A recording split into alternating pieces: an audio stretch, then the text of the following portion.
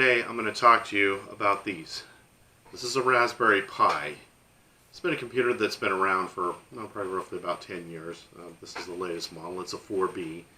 You can actually find these at Target in the electronics section and run for about $49. What they do contain, though, if you do get them there, is just the motherboard. We're going to be using these this year for projects such as virtual private networks, VPN. I'm going to show you how a media server works. And I'm also going to show you how you can actually build your own cloud server at home using Nextcloud with a similar device as well. We actually have two of these in the house. Now, this has the nice case on it. This is a case that I actually tested for a company, and I'm going to kind of put the name up on what the company is because I can't pronounce it. But I did do a test on it. And you actually see that how it looks. It is a very small computer. It is about the size of a pack, roughly about the size of a pack of cigarettes, and it has pretty much the same components that your computer has. These are considered ARM processors. They have a 64-bit 8-core processor in them. They come in different memory configurations, all the way up from 1 gig to 8 gig. The 8 gigabyte model just came out about a month or two ago. This one is a 4 gigabyte model that's currently using, and this particular device is used for VPN as well as the media server.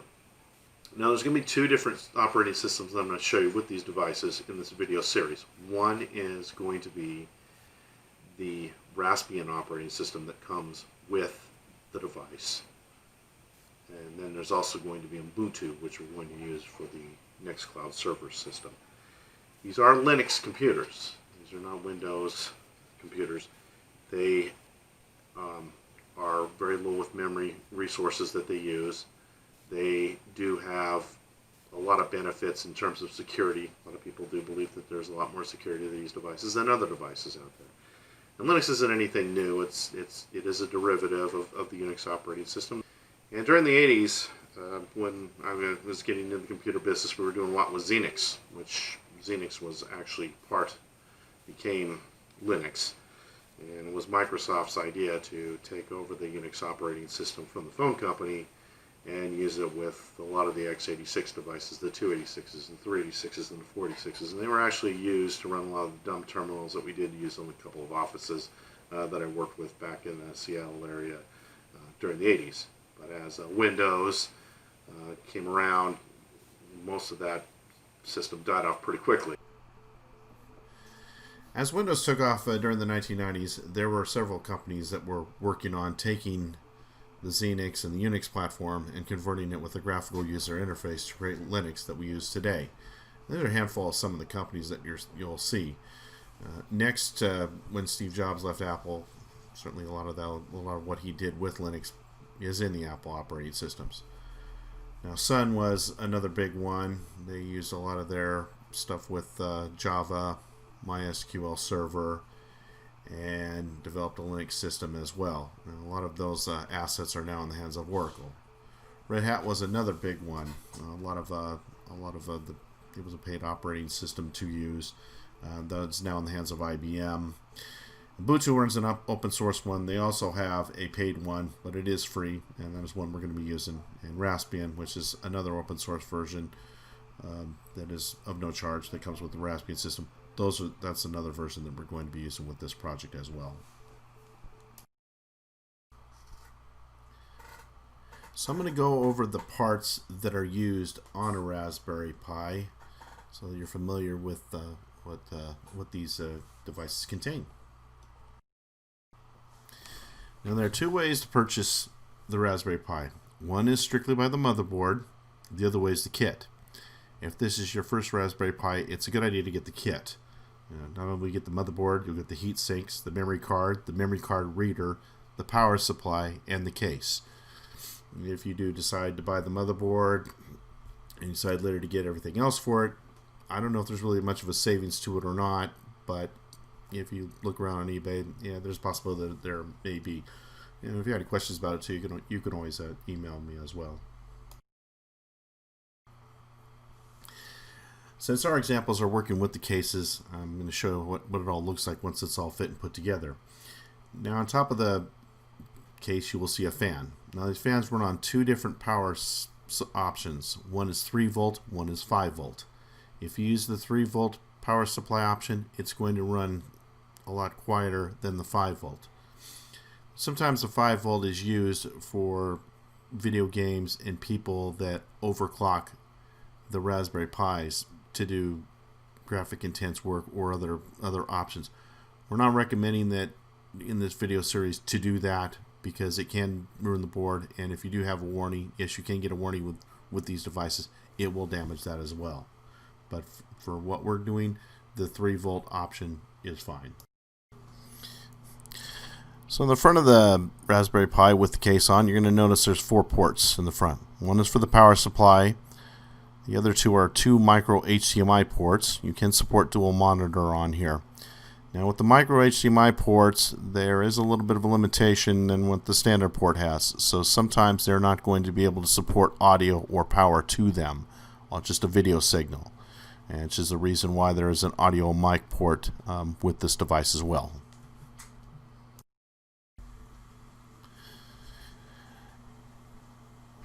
Now on one side of the Raspberry Pi board, you're also going to notice several USB network ports. There's 2 USB 2 ports, 2 USB 3 ports. Those we're going to be using for USB 3 hard drives, and a 1 gigabit Ethernet port. Now this board also includes Wi-Fi and Bluetooth, and those we will discuss in the next set of slides.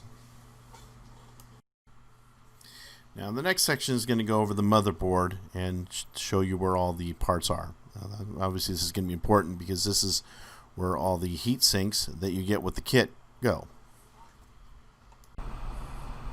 So the first chip, that's the important one on here, is the processor. Again, it is a 64-bit 8-core or octa-core processor known as an ARM.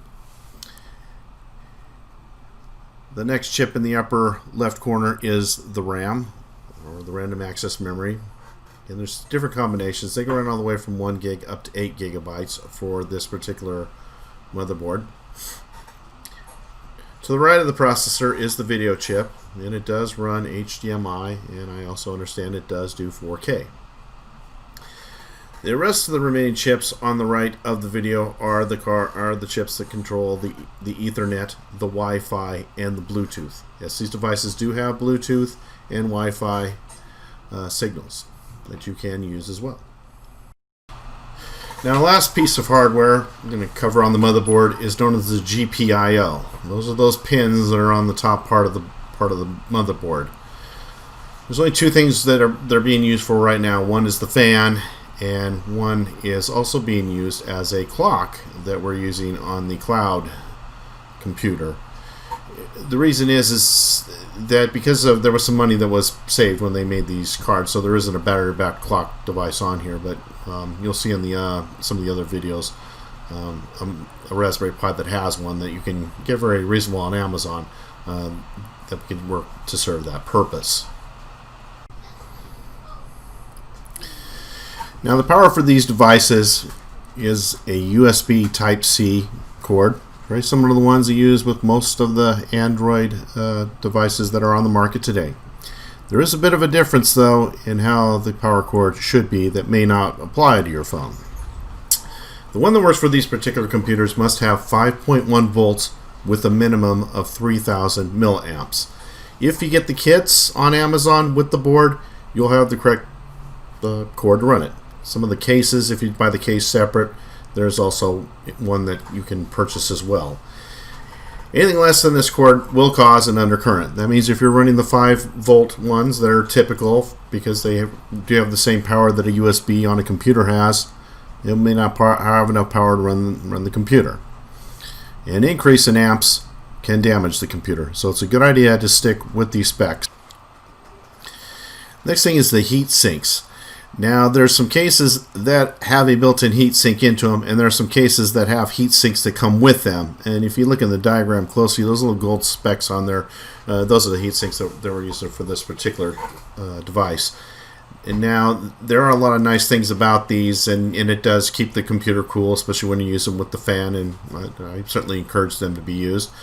One nice thing about them is that you don't need the thermal compound like you use on the Intels and the AMD chips. They're all self-adhesive, so that is very sweet and less mess. The next thing I'm going to talk about is the memory cards for the device. This is something that is new to run a computer on. So keep that in mind with using this, because these were not really designed for that application. So for this particular device, we're using a Class 10 micro SD memory card. Now, I do like SanDisk Ultras. They're great. I've used them for years. SanDisk has really been about the major brand that I've used for any of my memory cards in the last 20 years since they've been out. And they're very reliable. They have a lifetime warranty. And they are very fast. Now, for this particular project, the minimum that you should use for a memory card is 32 gigabyte. The maximum size being 512 gigabyte. Now, I know that there are memory cards out there that are bigger than 512 gigabytes. They should not be used for this computer. The reason is that, again, they were not designed for it to be running a computer, and they will run very slow, and they are not very reliable. Now, I'm not a big fan of the 1 terabyte and the 2 terabyte memory cards that SanDisk is producing for these, and believe me, I could come out with a whole nother video about what's wrong with people that are using those. But especially if you don't have a backup device when you do use them. So just keep that in mind when you get these, because if you're using those cards, for as expensive they are, you're wasting your money and you're wasting your time. Now, for these devices, you're also going to need a USB card reader. Now, the kits do come with, most of the kits do come with them, but if you do have one that works for these micro SD cards for that memory size, great. Be careful of that, because there are different ones out there that handle ultra capacity, extra capacity, and you got to make sure they're rated the same.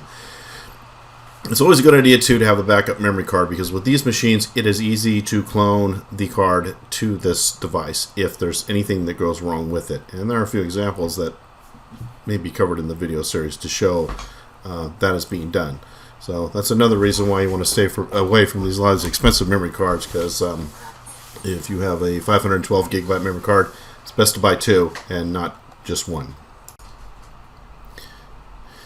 Now, if you have any questions about the Raspberry Pis, Raspberry Pi does have a website, raspberrypi.org. It is a nonprofit organization that runs this project, and it's a great project. It's been around for many years, and I hope you enjoy what I've covered in this video. And if you do have any questions about that, about the video and the material covered, you can certainly reach me by email on the website timbabcock.net as well. Thank you, and you have a good day.